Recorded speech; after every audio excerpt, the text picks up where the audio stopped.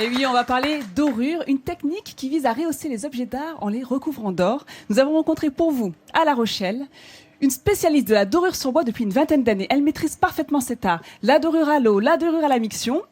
Et pour vous, elle a ouvert les portes de son atelier. L'Hermione est la frégate phare de Rochefort. À sa poupe, le blason du navire étincelle de 1000 feux. Voici Bénédicte Rousselot.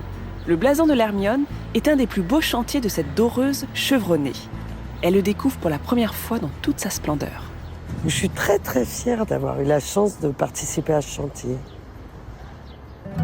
Et c'est à La Rochelle que l'on retrouve Bénédicte dans son atelier où elle s'adonne à son art pour lequel elle voue une vraie passion. J'adore mon métier. J'ai la chance de travailler dans le beau, avec des beaux matériaux, des beaux supports. C'est passionnant parce que la restauration, évidemment, va dans ce sens-là. Il faut respecter l'œuvre de l'artisan qui a réalisé ce cadre ou cette statue au XVIIe ou au XVIe siècle. Donc, c'est le côté historique qui est très, très intéressant. Bénédicte commence son travail de restauration par la pose et le ponçage des apprêts, un mélange de colle de peau de lapin et de blanc de meudon. Cette étape préparatoire est indispensable pour cacher les imperfections de l'œuvre. Selon le support, 2 techniques de dorure peuvent être utilisées, la dorure à l'eau et la dorure à la miction.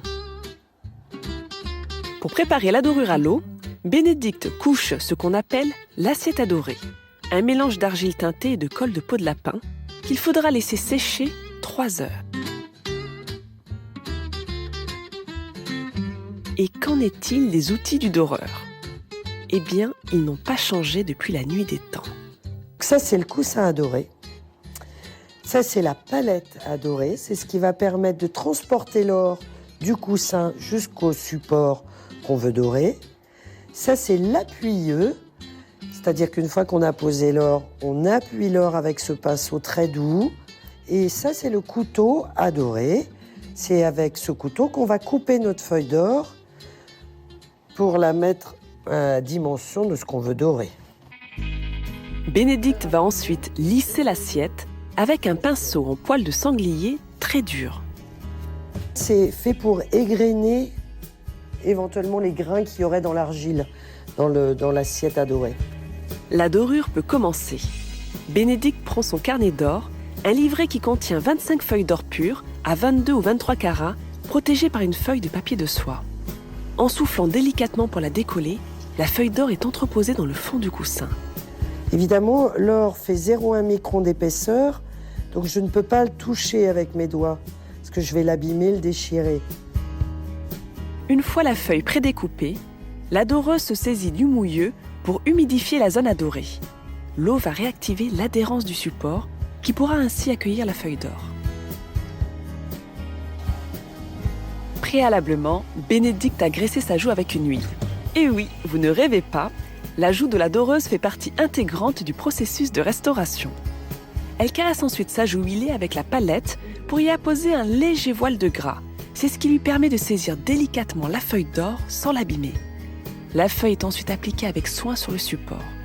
Ici, le moindre souffle peut tout compromettre. Bénédicte voue une véritable passion à son métier qu'elle n'hésite pas à partager en donnant des cours de dorure. Pour elle, transmettre son savoir est un moyen de préserver le patrimoine national. C'est un très joli métier, c'est ancestral. Les techniques n'ont pas beaucoup évolué, mais ça fait rien. Les techniques sont parfaites. On arrive à faire tout ce qu'on veut avec ces techniques très anciennes. C'est très enrichissant pour moi. Après la pose, l'or doit sécher 3 heures. Bénédicte peut ensuite le brunir à la pierre d'agate pour qu'il devienne plus éclatant. L'intérêt du brunissage est d'alterner partie brillante et partie mate pour accentuer et mettre en valeur le travail du sculpteur. L'autre technique de dorure, la dorure à la miction, est beaucoup plus simple et rapide. La première étape consiste à poser cette miction à dorer, une sorte d'huile de lin sécative. Ensuite, on y appose la feuille d'or avant qu'elle ait totalement séché. Donc c'est une dorure plus rapide, donc moins chère que la dorure à l'eau. mais c'est moins beau.